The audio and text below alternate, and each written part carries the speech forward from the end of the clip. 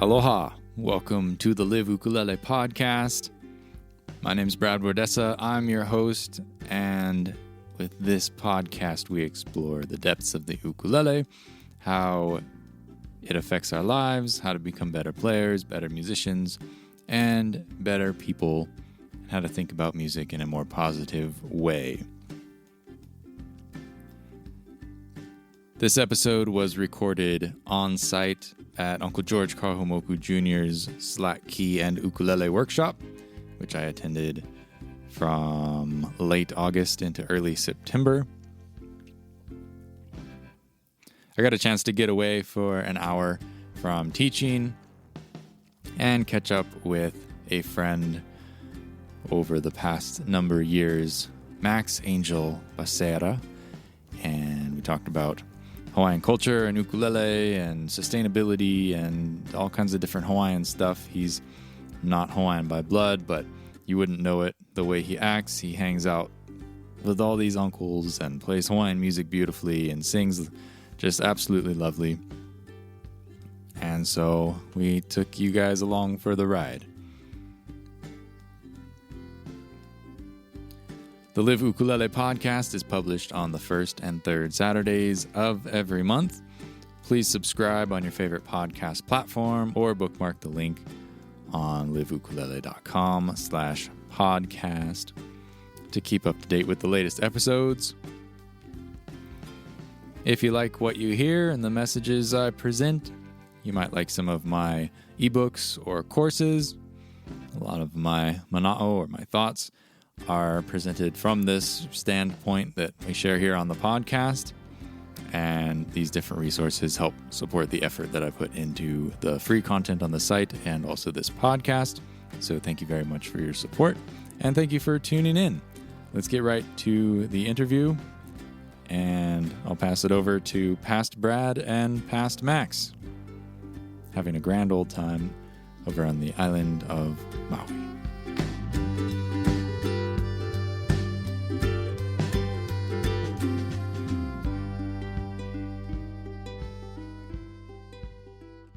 We are live at the Napili Kai Resort, and I'm joined here by Max Angel, who is a fixture at the Slack Key Show. He's one of Uncle George Kahumoku's students and a good friend. We've been jamming out and hanging out at the workshop here in Napili for a number of years. It's a very blustery day. It's the last Friday. How's it going, Max? Hey, Vilina mai, aloha mai, Brad. Nice to be joined by you, man, one of my favorite ukulele players in the whole world. All the way from the Big Island. Yeah. You introduced yourself and you my name is introduced Max me. Angel Becerra, from the island of Maui, originally from Lahaina. I now live in Wailuku, and I love to play the ukulele, and I love all kinds of music, but especially Hawaiian music. Hawaiian. And so you're going, or you went through the Institute of Hawaiian Music. I did. I graduated from the Institute of Hawaiian Music under the direction of Kumukiola Danahi in 2000 and I want to say it was 2019. I officially graduated from the course in the fall of 2019, somewhere around there. Maybe it was 2017, 18. It's been a long ride. I graduated from high school in 2016, fresh out of high school. I didn't know what I wanted to do. I knew I wanted to play music, but I had a deep love for agriculture, and I actually got a scholarship to go to college through the medium of agriculture. So I got a very, very generous scholarship to go to school to learn anything I wanted to. It was directed towards agriculture, but I decided that I didn't necessarily want to do ag full-time. I wanted to learn more about the Hawaiian language because I love playing Hawaiian music. And being that I'm not Hawaiian by blood, I'm not Kanaka Maoli, I said to myself and to other people that have asked about this topic, they said, yeah, you should probably go and learn how to do it, the right way. That way you don't, you gotta do it justice. You gotta try your best to always give it your all. Don't have fokole, yeah. And honor those music styles. Honor the kupuna and all the manaleo that came before and all that. Nice. And so, how did you transition from being part of the Institute of Hawaiian Music to the Slack Key Show? Well, funny you asked. Actually, I joined the Slack Key Show in 2014. Officially, as a staff member, I started rolling up Uncle George's cables and carrying the speakers and I'd push the mute button on the soundboard, stand up for Hawaii Aloha, I'd press the record button on the Tascam, and anything they needed. I was the general overall, like, hey, I need this done, can you do it? And I'm that guy. So I started 2014. I was actually a sophomore in high school, sophomore or junior in high school at the time.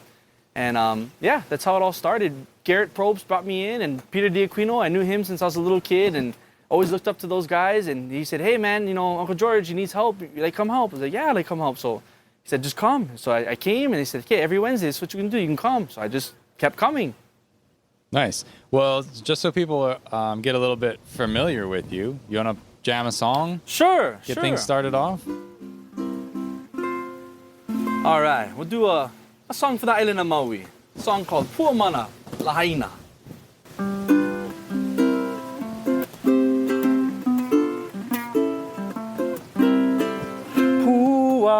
Puamana ku'uhomi I lahaina.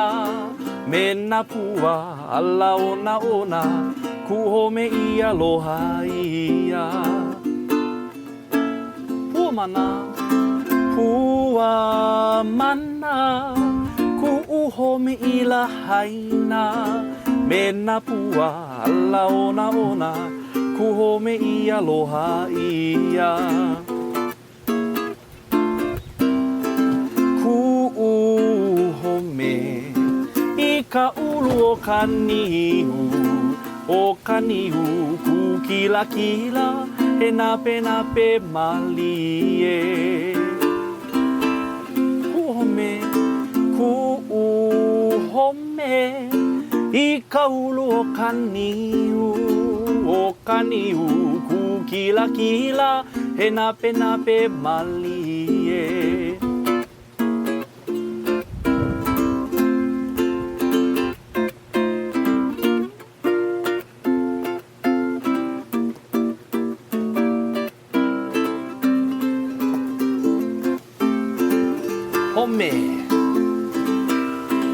Home nani, home I ka ai kai, ke konane a ka mahina I ke kaia vana vana. Home nani, home I ka ai kai, ke konane a ka mahina I ke kaia vana vana. Haina I amai ka puana ku'uhome I lahaina ke kaia vana vana. Mix them all together, all vali vali. Haina I amai ka puana ku'uhome I lahaina I piha me ka hau'oli. All right, we're doing the right way. One more last time. Haina I mai ka puana ku'uhome I lahaina I piha me ka hau'oli. I piha me ka hau'oli. I piha me ka hau'oli. Something like that. Oh man, you know, this week, Brad, has been so awesome to hang out with all the uncles, like, you know, Uncle Led, we have Uncle Sonny Lim in the house, with Jeff Peterson, Herb Rota Jr., and of course yourself, Brad Bordessa. And I've always looked up to you in the way you play your ukulele, and especially the way you teach about ukulele, because I love teaching ukulele even more than I think I love to play the ukulele, which is kind of a lot. And but it's been so awesome to hang out with you guys and rub shoulders and talk story and talk shop, you know, about ukulele and pedals and strings. And, you know, it definitely is somewhat overwhelming to be surrounded by such great masters of the instrument and of Hawaiian music that I have brain farts today. All day today, I had teaching a class earlier and I was singing a song. This Hene Hene Ko Aka, or I forget what song. I just like, oh, brain fart, forget the word, sing the wrong verse. So you smell them, the brain fart, stinky, yeah? So kalamaya'u I no ukaheva.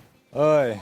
So we're at the George Kahumoku Slakian Ukulele Workshop. Yes, we are. And we're almost through the week.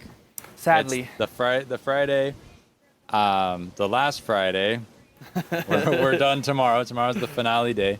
But I've been coming to this workshop and teaching for probably around 5 years, and have known Max about since then. Yep. And the whole time that I've been watching you, you're an amazing spokesperson on stage. Like I can tell now, you're performing. You've got your showman face on. No ways, bro. Yeah. I'm just honored to be on your podcast. I've been a big fan of you and everything you got going on, and we've always said that, hey man, we should try to do this, and I'm just happy that the stars aligned, and somehow, some way, we both don't have class right now, so hey man, let's go do it. Even though it's howling wind, he said we had the Hamakua wind. You know, Brad, you're the storm bringer, bro. You brought the Hamakua winds with you, bro. Sorry. Yeah, nui ka makani. Yeah, lots of wind today. But you get on stage and you always seem to know exactly what to say to make people comfortable and to kind of capture the moment. And sometimes you run your mouth a little too much. A little sometimes. Is that something you've practiced? Were you just kind of born with that? You know, I probably should honestly practice it more to avoid the overtelling. Yeah. So sometimes it's good to tell, but you got to leave something for other people to tell too. And I got to give a shout out to where credit's due. Give credit where credit's due. I got to say, Peter D'Aquino is a big reason of why I am the way I am, and in multiple facets. Not just the way I play ukulele, not just the way I am on stage, but really just the way I am as a person, as a fisherman, as a man. He's my big brother, and I'm very honored to be in this kahumuku ohana with everybody here at the workshop, our students, our co-teachers and faculty, and you know, everybody definitely played a part in raising me to the man I am today. It takes a village to raise a child, and I'm very lucky that Hawaii and Maui is my village. Right. Yeah, it is amazing to be here and to be a part of it, and to be, you know, not necessarily an equal, but a member of the family. You rub shoulders, man. Yeah, it's amazing because these guys are the best of the best, and here we are. Yep. We're just here. Coming up through the ranks. And I don't know, man. You're pretty good. I think you're very humble, and that's good too. But you get them, Brad. You bad, bro. Well, thank you, but you know it's hard to be. It's the time, right? Yeah. Once when we're that age, maybe we'll be all that. I hope I'm half as good as Uncle Ed, half as good as Uncle Sonny. I'll be happy with that. Even a quarter, I'm good with that. Yeah. But always reach for the stars, and I think that there's always something more to learn. And I was talking with Peter earlier, talking about how he wanted to get a private with Herb, and we're kind of joking. And I was like, "What, Peter? You think maybe time for Herb to take a private with you?" And he's like, "No, bro. There's always more to learn."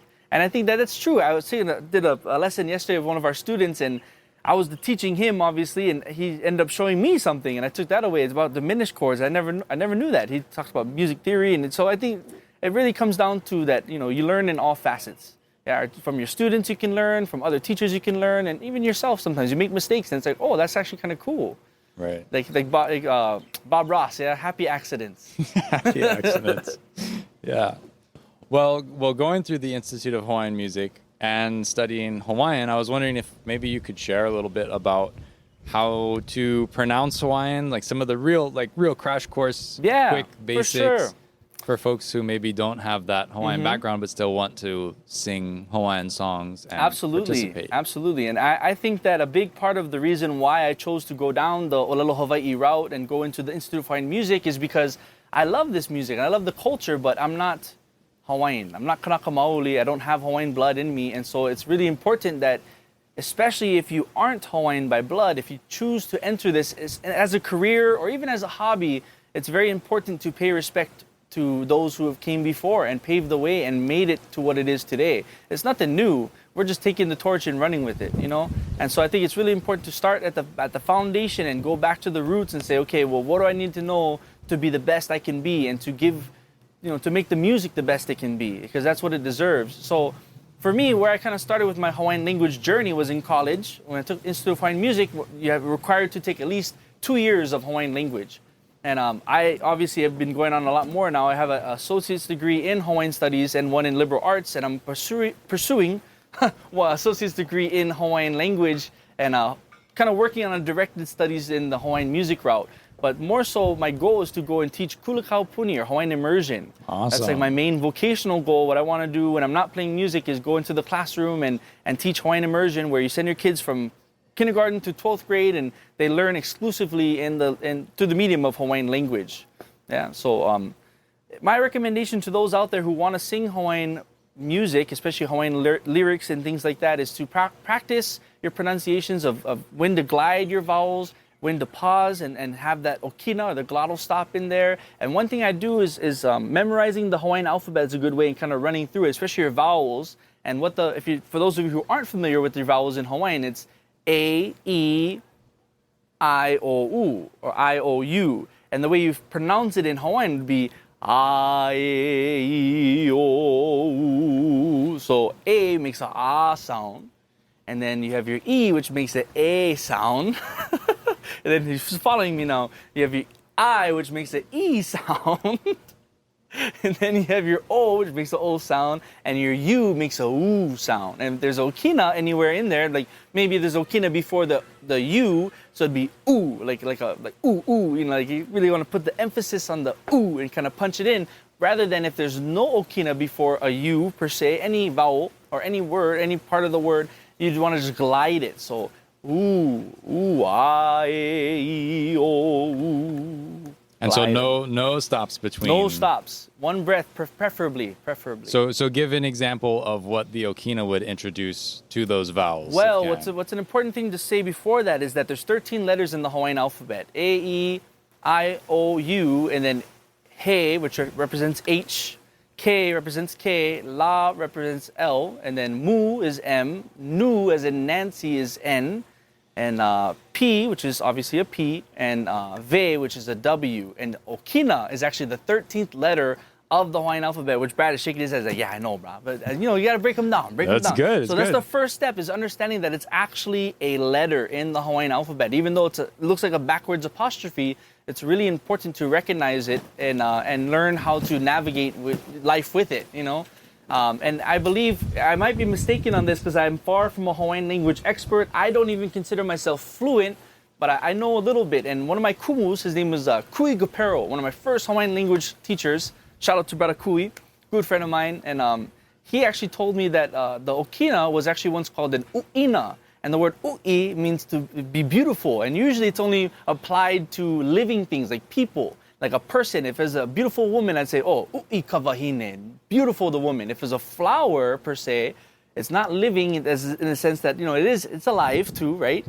Plants' lives matter, but it's not living like a person would be living. So it's nani. And you never want to say nani, where you drag out your A. They say, keep your nani tight. And right there, anyways, keep your nani tight and say nani kapua. The flower is beautiful. So living things get u'i, non-living things get the nani. And the u'ina is actually what the okina used to be called, u'ina, which means to beautify. And so the glottal stop is more recognized as a beautifier than it is a glottal stop or a cutter. Oki is to cut.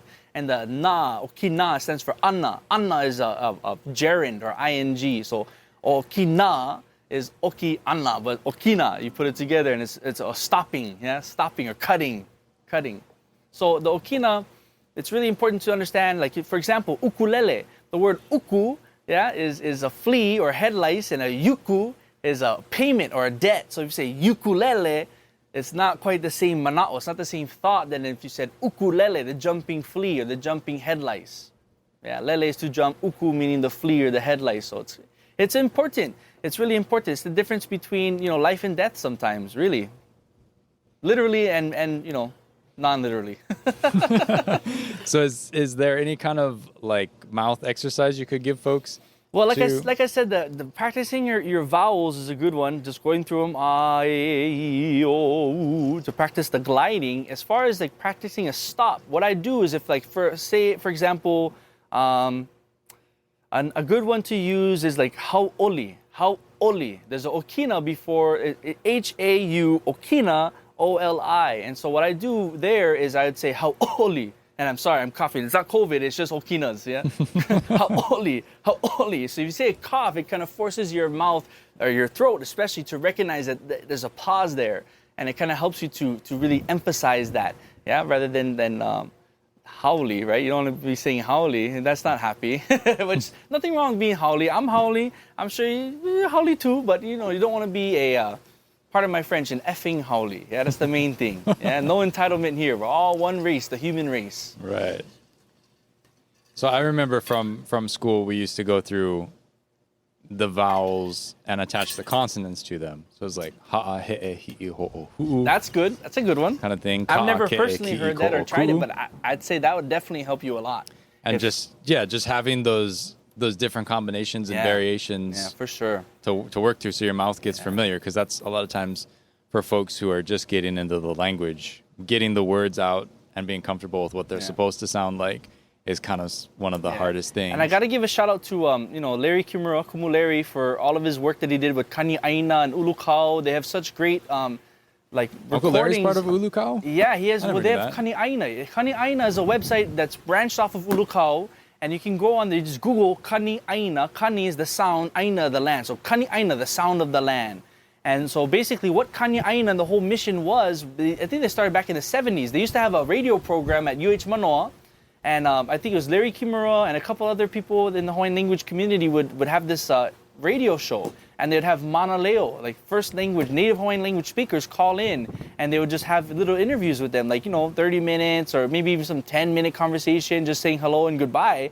And even that alone was a big help because you listen to the Manaleo, the native speakers, the Hawaiian language is their first language. And you listen to how they talk, their emotion in their voice and how they kind of put emphasis on certain places, or they even break some of the rules. And it's like, you don't want to correct them, but at the same time, it's interesting to see where they are allowed to play with it, because it's like, oh, well, maybe you can sneak away with it too, but it's always good to play it safe, play by the rules, don't break the rules. Unless you're a Manaleo, you do what you like, yeah? Right. So Kani Aina is a great way to do that, and it's really hard too because they talk fast and they talk real, like, for example, the word pololei. Pololei means correct. There's one interview and they kind of have it highlighted this sense, and they have some of them broken down into different segments of like, so you can kind of chew it a little better, you can kind of digest it, like 30-second segment out of a 2-hour-long conversation, and they just talk about highlighting one part. So this part that I listened to, I forget who was in the interview, but I know it was Larry Kimura and somebody, maybe 2 other people, and the Manaleo in the conversation was saying pororei, pororei, like he had a roll on his R, like his L's were R's instead of pololei, he's saying pororei, pororei. And it's just the way he talked. Yeah, maybe no matit, maybe Ele Makule is old man already. I don't know what the whole deal was, but just the way they talk is just so nani. It's hoi hoi. It's very interesting. It's very it's just beautiful. So I recommend listening to people like that. There's a younger guy out there on Instagram and YouTube. His name is Ka'alala. And he is, I don't know his real name, but that's his handle on Instagram is Ka'alala. And he has been doing interviews today with people who are considered to be Manaleo or really, really immersed in the Hawaiian language. One that I really enjoyed watching was his interview with Keauni Smith from the island of Kauai. And I believe he has ohana too, a ni'ihau. And Keauni Smith is actually the guy I talked about earlier, Kumukui Gapero. That was his Hawaiian language teacher. And so I was really interested to see that interview and listen to how he talks. And, they talk with the T. So it was really interesting to see how he could play with the K's versus T's. So instead of saying like kakayaka, he'd say tatayata. And it's not like a real T. They want to say tatayata, like real soft. And a lot of songs kind of do that too. So if you ever have a hard time pulling off all the K's in your song, sometimes you can get away sneaking in some T's in there, real soft T sounds. So like, Kaylee Rachel, I think, did it a lot in some of his mele. Like one that I can think of is... the name is escaping me. See, brain farts, bro. You smell them. Stink out of brain farts. So I'll think of it later on through the interview, and maybe I'll bust it out. But yeah, it's a good one. It's a good one. But yeah, so listening to like Manaleo, like native speakers, interviews. Yeah, so that guy Kalala, he has a great program he runs on YouTube and Instagram. I think he's even on Facebook, but he does like little reels on Instagram, like little 30-second stuff where he actually has subtitles on there. And I challenge myself personally not to look at the subtitle. I'll cover the subtitle on the screen of my phone or the computer, whatever I'm on. And I challenge just to listen. I close my eyes. I just listen to how he talks. He has a real interesting puana. His pronunciation is, he listens to a lot of Kani Aina, you can tell, to a lot of native speakers, because the way he talks, you get that pororei. Like he really has a funky way of speaking, but it's real. It's real Hawaiian. It's not college Hawaiian, right. Which is what people struggle with today. Learning it in schools, it's sometimes it can become college Hawaiian, where you sometimes speak English through Hawaiian language, but you're not really using the Hawaiian looking lens, from the perspective of a Hawaiian. And even if you're not Kanaka Maoli, there's a difference between being Kanaka Maoli, which is like native Hawaiian, right? Which is an interesting term, but really we're all Hawaiian. If you're born in Hawaii, you are Hawaiian by nationality because it's still, the Hawaiian kingdom exists. There is no treaty of annexation. We still are a sovereign independent nation under an illegal occupation by the United States of America. Without getting too political, it's just facts. It's not fiction. It's the real deal. So we're all Hawaiian by nationality. Yeah, we live in the nation, the kingdom of Hawaii. Still there. Yeah, still going, and Got to get the license plate. yeah, bruh, reinstated Hawaiian government. You know the kind. But even like I said, like it's interesting because I don't feel as if I am privileged enough to be sovereign. Like I don't consider myself a sovereign Hawaiian because I'm not Hawaiian by blood, but it's my kuleana as a Hawaiian practitioner, as a musician here in Hawaii, playing Hawaiian music to make these things known and to speak it into fact, and not just make up stories, but to tell the truth. Yeah. The meat and potatoes, as people say here in Hawaii, say spam and rice. Yeah, tell them the spam and rice, the real deal. No extra toppings, just the real deal. So it's we all have a kuleana. We all have a responsibility, more like a privilege, to share this information and this ike with these people, this knowledge, because we have many malihinis that come to Hawaii that have no idea, and it's not their fault. They don't have anyone to tell them, or they don't have any programs on the airplane on the ride over that tells them, hey, you're entering a foreign country, even though you're part of, it's the 50th state. Technically, legally, it's not. If you look at the palapala, the documents, it's not. But like I said, without getting too political, they don't have any real understanding of that it's a different place. Even though we're still the 50th state, we're part of America, we use American money, pay taxes, we have grocery stores and hotels and nice golf course. We are a different place, and that's what I think draws people here, is because there's nowhere else like Hawaii. Yeah. Well, and that's, like you said, also the responsibility of keeping that place the place.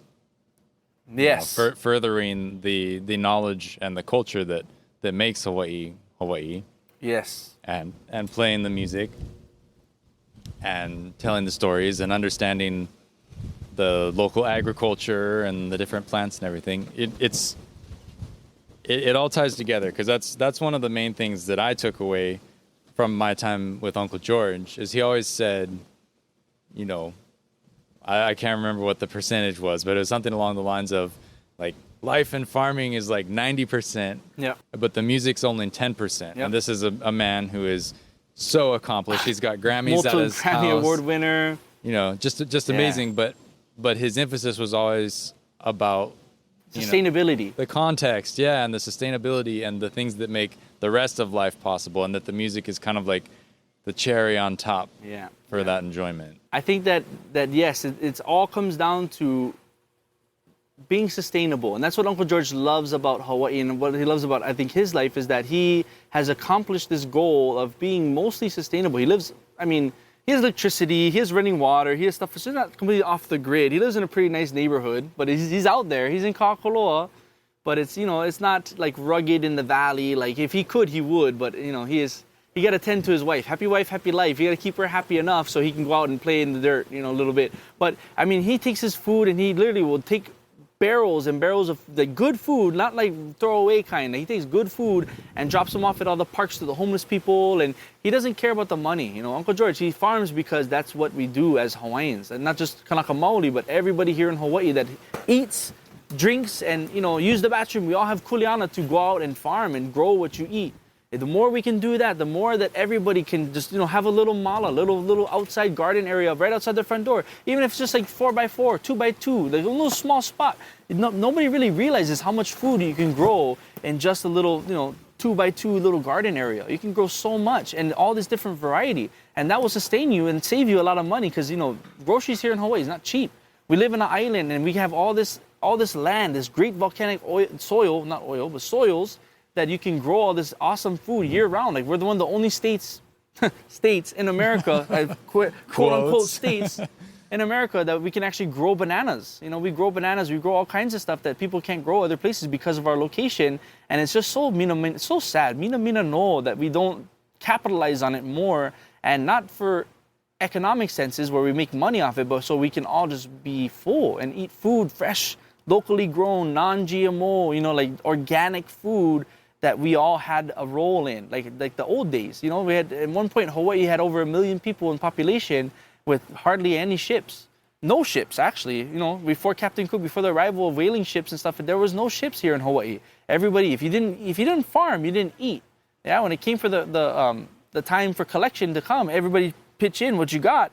If you didn't have anything to pitch in, you didn't get anything to eat. You know, so it's a big part. I think that if we wanted to go back to that way of life, it's possible. It's all there, but everybody got to work, and not everybody wants to go out and work. But once you realize, once you get the ball rolling, it's not that hard. You know, once you plant the seeds, I mean, it's work. It is, just like anything in life. But it's fulfilling. It's fulfilling, and it's so ono when you plant something from a seed and you harvest the fruit, you harvest the vegetable, you harvest the crop, and you eat it after. Like, that's you. You did that. You made that happen. Or you raise an animal, you care for that animal, you give it the best life it can, and it has a really bad 2 minutes. You know, really bad 2 minutes, and then it's so delicious.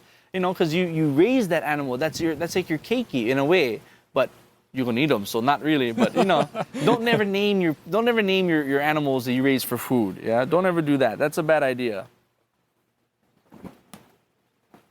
But yeah, man, I mean, that's just Uncle George style. He loves to take care of people and care for them, and he doesn't care about the money. If it was up to him, he would give away the shirt off his back. You know, he'd gladly probably trade places with all the homeless guys because he loves just working. He never stops. You know, he sleeps maybe a couple hours a day, and he's back up and working. You know, he's a hard-working guy with a big heart, bigger than anything I've ever met, anyone I've ever met. He's one of the most genuinely loving people that drives you insane because you never understand what he wants you to do.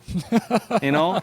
Oh yeah. He'll tell you 10 different things all at once, and you don't know which one to start with, so you got to kind of break it down. Uncle, which one do you want me to do right now? Okay, right now you got to do this. Next you got to do that. So you got to kind of ask him to command you, what do you want? So, yeah. So, just got to work with him, you know. Hothead. Most kupunas, they get hothead. They like them done their way. Yeah. And it's their way or the highway, man. Hit the road. So true. Yeah, and mahalo to all the listeners out there. You know, I think that it's cool to have listeners, but I think it's even cool just to have a couple minutes with Brad and just sit here face to face and just talk story, man. Well, it's a busy week. We've all been teaching. It's been crazy. Got 3 to 5 classes a day, and maybe plus private lessons. And Max is working pedal to the metal, balls to the walls in the kitchen. Yeah, and I'm very thankful. This go around, I was smart, and I actually since the pandemic is kind of not over, but we're working through it, and the state of Hawaii is strangely open right now, which is kind of controversial. But the cat's out of the bag, and it's kind of hard to put the cat back in the bag because it's a mad cat now. It's going to scratch you. So we're trying to work through it, and I'm actually busier now than I was before the pandemic, which is a huge blessing. As far as gigs go. Gigs go, yeah. I'm working 6 nights a week. I have some nights where I'm doubled up, and you know, it's really fulfilling. It's really nice because I just bought a new kamaka, and I still love my Ko'oloha family. Shout out to the Ko'oloha crew. And, you know, I think that there's no such thing as enough ukuleles. I have 15 and a half ukuleles. I've been playing for about 15 years. So I'm trying to stick to the one ukulele a year kind of trend. So I think my next one's going to be a custom from somebody. Maybe I really want a Chuck Moore. I really want a more better. Oh. I always look at your ukulele. I'm like, man, I'd love to have that. Yeah, Chuck does good work. Love you, Chuck. Love you, brother Chuck. I always admire the ukulele that he made for Uncle Led, and the 2 ukuleles he made for Led, and now Peter is graciously holding on to one, the spruce top with the red lead boot on it, and the sound hole. Beautiful. I think it's a solid spruce top with I think ebony sides and back. I don't even know, but it's just unreal. Beautiful ukulele. He lets me play it once in a while. Only when I'm on my best behavior. Right. So you have all these gigs going on. Yeah. What is that like? You're like a full-time professional musician. I wouldn't say professional. I just make sound. That's your main gig. That's my main source of income, but I don't see it as a job. I see it as a blessing that I get to go out and just do what I love to do. I sit down and jam out for a couple hours, and I make people happy, you know. And I don't just play songs that I know will make me tips. Sometimes you gotta throw some of those in there, like Some Over the Rainbow, 4 times a night, 5 times on Saturdays. But you gotta throw in some other stuff too. Like I love jamming, like Hawaii 78, and teaching people that Brad is never just sing Some Over the Rainbow. He sang so many beautiful songs, and Waimanalo Blues, and all these songs that really hit the core that Hawaii is struggling in a way that we've never seen before, because we're losing it. We're kind of, not in the sense where we're losing the island, but we're losing the Hawaiian feel. And now, luckily, because of the resurgence of the Hawaiian language that was started back in the 1970s, it's coming back. We have more language speakers out there and more people that can speak Hawaiian. And I think that the more you speak Hawaiian, the more that you think Hawaiian. Yeah, the more you see things from the Hawaiian perspective. Even if you're not Hawaiian, you weren't raised in a Hawaiian household. My mom, I love her to death. She's one of my best friends, but she get hot head. She's, blonde hair, or not blonde hair, but she's brunette hair, blue eye, Holly girl. She doesn't understand. I open a poke bowl in the car with her and she starts gagging. She's not no drip of any, even hapa style, like nothing. And it's hard, if you grow up in a household like that where you're not used to doing things like going to family parties. You got a honey, all the uncles and aunties. Hey, what's up? Shake hands. How you guys doing? Aloha. Give all your aloha to everybody. Like, you're not raised that way. So then when you get introduced to that, you're kind of like, wow, this is how things are. Like, yeah, that's how you better do them, or else shame, know? So it all comes down to just being open-minded and finding a way to make it through and teach the malihini, teach our visitors that too. Like, when you're here in Hawaii, this is how we do things. This is how we operate, We like to have fun. We like to party. We like to be serious when we need to be.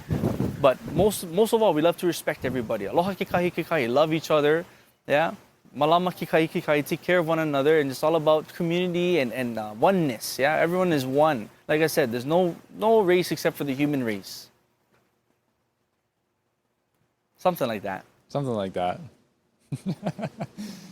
Yeah, I wish I had your talking chops. I blame, it's just the Portuguese in me, they say, yeah? But I'm actually Mexican, the best kind of Portuguese. Mexican Portuguese? I'm not Portuguese at all, just Mexican, bro. Mexican, Caucasian. You're not even actually Not even Portuguese at all. That's what I say, Mexican, the best kind of Portuguese. All the talking. I didn't know that. Yeah. Peter always gets a kick out of that one, Peter and Sterling.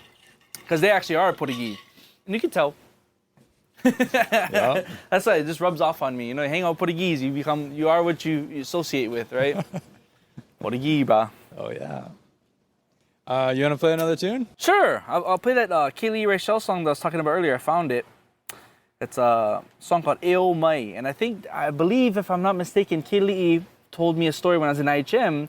He came and talked with us in our class, and he said he wrote this song when he was taking a Hawaiian language. He was taking a Hawaiian language or like a hakumele class, how to write songs in Hawaiian. And he was flying to the island of Oahu pretty much on the daily to go to this class, or maybe it was once a week or something like that. But he had homework, and he didn't do his homework, and he was on the flight going over to the island of Oahu, and he said, "Oh man, I had to write a song for this class, and I didn't write it, so I better write it on the plane." So he had 25 minutes or so approximately on the airplane. He pulled out the barf bag from the seat in front of him. That's how I remember this story. Kalamaia'u e kumu. Kaylee, if this is Hewa, but this is how I remember it. He pulled out the barf bag and he wrote it on the barf bag. And so this is a beautiful song called Eo Mai, a love song for the lovers out there. So I hope you guys enjoy it. And notice in this song, in the recording, if you guys ever listened to the recording, he actually, in some parts, the tagline of almost actually every verse is E ku'u aloha, Eo Mai. But he says E tu'u aloha, E tu'u aloha. So he throws in that T in there because I think maybe easier for him to pronounce, or maybe just trying to be poetic and stylish. I don't know. I mean, you gotta ask the composer for that kind ike. But so here goes nothing.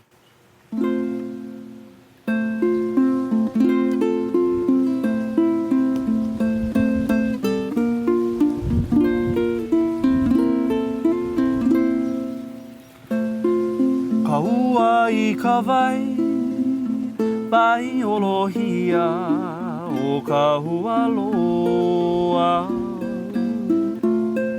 Kokohi kawai puhia E tu'u aloha E o mai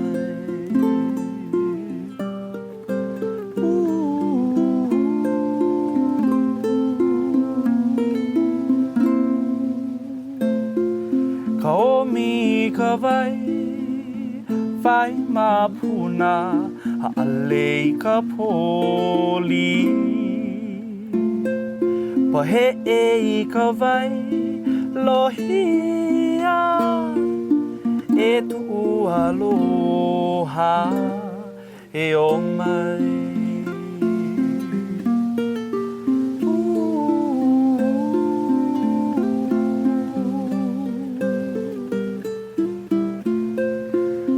mo I ka vai vela vela o eha I ka ili E inu I ka vai a kena E tu aloha e o mai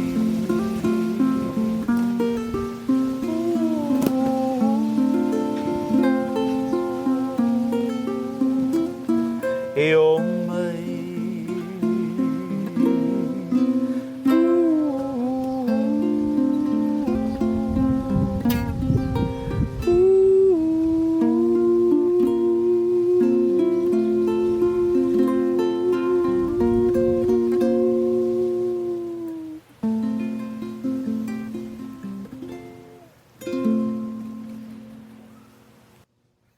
Something like that. And I'm playing with these Diodario strings right now. They're the fluorocarbons from Diodario, the low G, and I love them. I love them on my ko aloha, but for some reason, I also cut my finger making laulaus this morning, so that might be the trick on my right hand, or my left hand, on my middle finger, which is one of my most important fingers on the ukulele besides your index, and so it's a little tricky, but we're making do. The duct tape Band-Aid. Yeah, I have put my Band-Aid on because I was making laulau, but then I figured, hey, my Band-Aid might come off in the laulau, so I better put some duct tape for really pa'a that bugger. Pa'a I ka ili, yeah? Stick them to the skin. So ho'o pa'a I ka ili, make them stuck to the skin. So that's kind of what I was figuring with the nice little duct tape over the Band-Aid, but yeah, anyways, the Diodario strings I'm playing with right now, I love them on my ko aloha, but on my kamaka, they're a little floppy. I think I need some higher tension strings. So actually Herb, Ota Jr., here this week as well, and he graciously gifted me a set of his Worth strings, his custom set of Worth strings, and even a pair of Jake Shimbokuru strings. So if I didn't like the Worths, because he said the Worths, he tried mine, he's like, oh, my Worths are even more floppy than this. But then I tried his ukulele, I was like, no, they're not. They're nice. I want to try them, but I didn't get to put them on yet. But yeah, so I get some, for some reason my G string kind of goes off the edge, and so the duct tape on my finger also doesn't help. So I'm a lot gentler when I can actually feel what's happening with the tip of my finger. All right. So anyways, kalamai a'u. Forgive me. Nice. Well, thanks so much for joining me, Max. I think All right. Time to start shifting gears back into class mode here. Cool, man. Well, lava paha, enough already for today, and hopefully maybe we can have another conversation again in the future and sometime, maybe out in Hamakua. I'd love to come check out your aina, your land over there, and come see you, man. Anytime. Where can people find out about your music and your gigs? Hey, man, if you want to stay in touch with me, a great way to do it is on Instagram, Facebook, MaxAngel808, MaxAngel808, MaxAngel808 at Gmail. You can just send me an email if you ever have any questions or anything like that. You want to just talk story? I'd love to meet new people and discuss ukulele, Hawaiian music, or anything. Nice.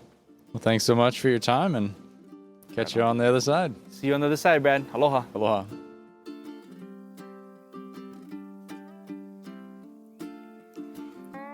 It was a lovely week on Maui. So glad to catch up with all of the uncles and the students and the kitchen crew, everybody over there. We managed to execute a pretty clean operation as far as staying within COVID guidelines. Auntie Nancy, Uncle George did a great job making sure that we did everything we could to be safe. And it was just really super lovely to see these people. Of all the people you could see after a year and a half of hiding out and kind of on and off lockdown status, to catch up with these folks was really great. And every year I go to the workshop, I always create so many memories and moments that I'm going to treasure for the rest of my life. And it's nice to have peers along for the ride that you can enjoy those with, guys like Max. Who are able to share in that enjoyment and the awe of being in the presence of people like Uncle Edward Kaapana and Sonny Lim and Kevin Brown, Herb Ota Jr., Jeff Peterson, all these guys, Uncle George Kawamoku, of course. But it's just every year is really a gift and such a privilege. But thanks again to Max for taking the time out and joining me and talking story, sharing some of his mana'o. It's all great stuff, and I love hearing such similar ideas and concepts on the emphasis of importance of Hawaiian culture and lifestyle in relation to the music, because I got that from Uncle George. Max obviously got that from Uncle George, and it really is an important thing, and I'm glad that we're able to share that with you folks through mediums like this podcast. So be sure to subscribe. We got more great content coming down the pipe for you here at the Live Ukulele podcast. I've got Jeff Peterson on the line for a possible interview, along with Joel at Hawaii Music Supply and Ukelogic Strings. Going to come on here and maybe get nerdy about his process of developing those strings. Looking forward to both of those. And in the meantime, I've certainly got some thoughts to share, and maybe we'll do a decompress episode after the workshop and share about some of my experiences there in this week that we spent at the Napili Kai, which was very lovely. Anyways, I hope you're all well. Stay tuned. Don't change that dial. We'll be back here the first and third Saturdays of every month. My name's Brad Bordessa, signing off. Be safe out there. Play your ukuleles and keep on making that music. Aloha.